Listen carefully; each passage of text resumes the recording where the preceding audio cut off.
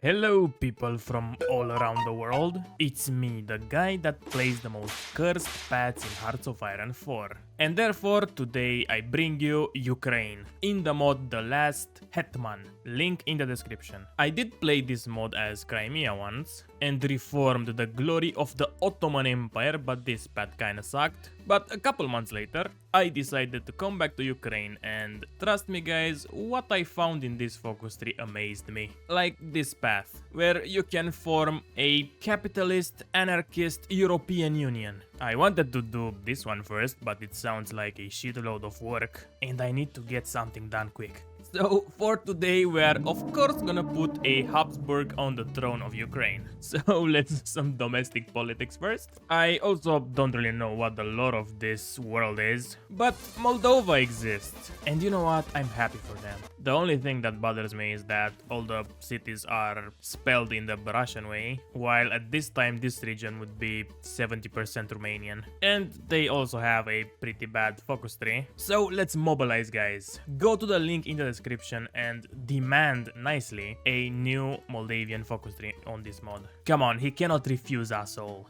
Oh, look, we actually have a bunch of decisions with the lore of the mod. I really like to ignore those, so somebody make a 50-second TikTok with what's here. Before anybody gets to see the glory of Ukraine manifested, I will need you all to subscribe to the channel. I'm so close to hitting 20k. And this week, in the weekend, I will also do a live Q&A right here on my YouTube channel, so be there. Also, I got a Patreon in the description of this video, which you can join for only $1 if you're interested. And don't forget about the Discord, which is also in the description. Anyway, thanks for listening to me and back to the video. Anyway, we are ruled by a guy, and we have some interesting national spirits, like this one, or the inefficient economy, or the pervasive corruption, or the talentless general staff, and the incapacitated army. So Ukraine is basically backwards. Surprising, I know. This mod also has some weird choice of colors. Everything is just a little bit darker. And now, in good East European fashion, let's sabotage some elections. Casually. Oh my fucking god, what the fuck did this focus do? Leaving aside the fact that we are now the palm white color, why the fuck did we change the blue of the flag? And why are we ruled by a literal painting?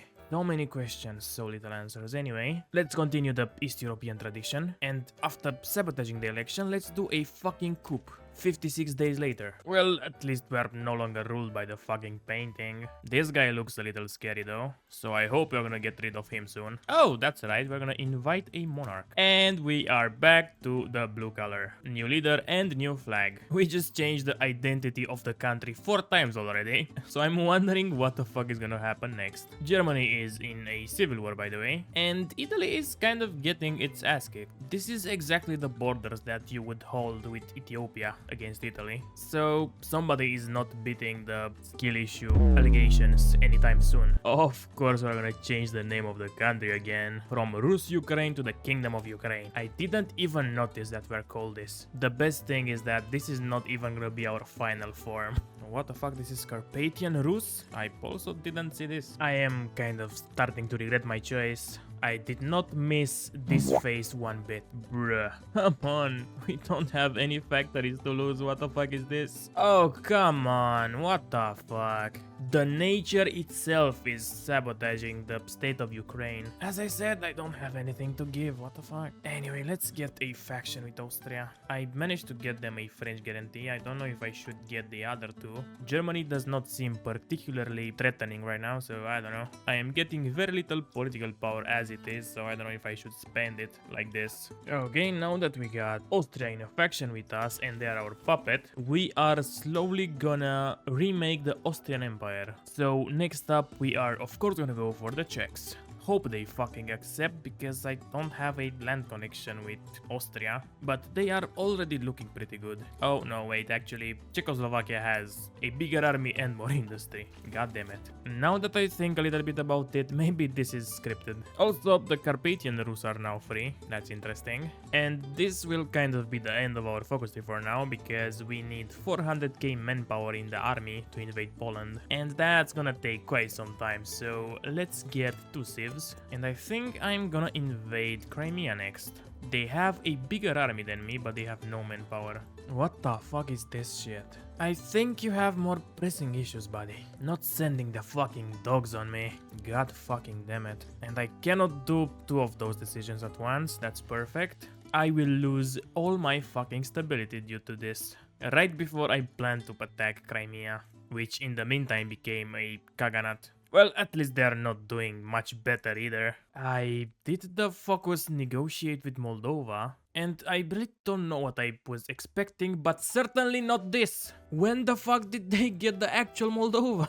And why the fuck did Romania give it to them? I'm also coding it all. And last time I checked, Moldavians were not Slavs. Despite what Putin wants to say. So I don't know. But I just got 25 million core population now, so that's epic. Also getting my third research slot in 1939, that's not as cool. But I guess you cannot have them all. Alright, Ukraine is down, it took a little bit more than I expected, but now I basically tripled my economy. And other than those two civs, I didn't do any industrial focus. So I say we're looking pretty good. Anyway, next target is gonna be Poland. They are also pretty strong, but I have a best friend.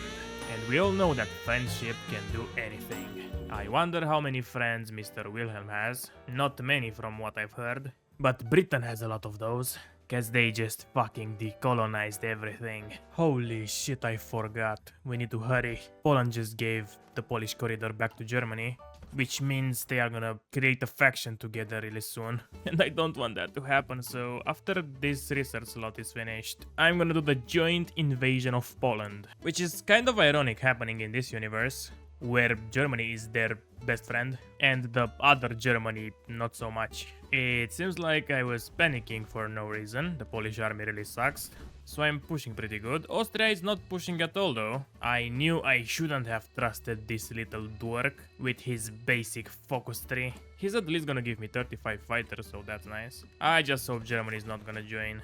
The pushing lasted for exactly 4 more seconds, and now the Polish are counterattacking me. I guess that's also good, they already lost 100k manpower, but they have a lot of that to lose. And you know what? I take it back. Otto is actually attacking. I'm sorry that I disrespected you. Anger is never the answer. Damn guys, this Poland got hands. We are doing so bad that even Lithuania had to step in. My puppet lost 1 entire million people and Poland only 800k. I only now started to move a little bit, trying to get a couple encirclements, and the Polish still have 500,000 manpower. So yeah, it's going pretty bad. But at least I'm getting a couple of my cores back. I got 36 million people now.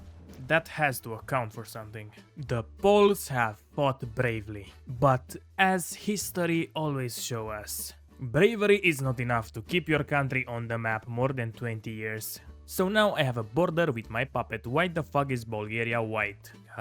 They are a republic, but they are non-aligned. That's kinda weird. Anyway, those are my cores. And I have 42 million core population now. The next step is bullying Romania into submission and training a shitload more divisions. I don't have enough guns, goddammit. What the fuck is this? Not only did Romania remain alive, which I didn't expect, but they also get to keep this little piece of territory. Why the fuck? Apparently Austria doesn't core it, but still. Why would we let something like this happen? Anyway, Yugoslavia is in the same faction with Romania and Sweden. They are all communist, and they just got in a war with the Central Powers. So next I'm going after Yugoslavia, so if they refuse, we have a big war on our hands. The Yugoslavs backed down, but again there are a couple pieces missing, which are not very beautiful. Another very strange thing is that next up we have war with Bulgaria, but we don't actually have a border with Bulgaria. So I guess it's time to start justifying. 300 entire days, what the fuck? There are only 45 on Yugoslavia, okay. And thus our focus tree is mostly done. All we have to do now is annex our glorious puppet. There is only one problem. They need to control Carpathian Ruthenia, which is right here in the puppet that they did not want or something. So after dealing with Romania, Yugoslavia and Bulgaria, I will have to justify again on those guys in order to get all my cores. So that's gonna take a couple more days. Weirdly enough, my puppet did not core anything that they took from Yugoslavia, so that's strange. The Balkan faction is now done. Started also justifying on Carpathia. The only problem is that they are democratic, so I hope they are not gonna get guaranteed.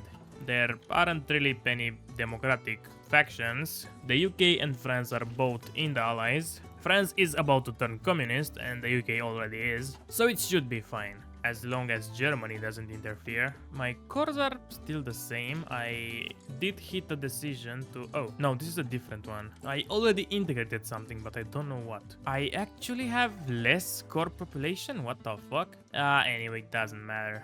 All that matters now is to get Carpathian Rus and to defeat the Soviets later, because I have a shitload of cores on their territory. This universe is getting more and more balls to the walls insane. Ignore the huge scene base on Ma. The Soviet Union just declared war on the United States and they joined the Japanese faction. What the fuck happened to the Comintern? This is the real Soviet Union. Stalin is still here. When did he dissolve that? Also, all of China is in the Japanese faction, by the way. I'm just really fucking confused. And now I will have to fight the fucking Japanese. I thought I will get off easily here with just doing a collaboration government in Russia and pushing to Kazan.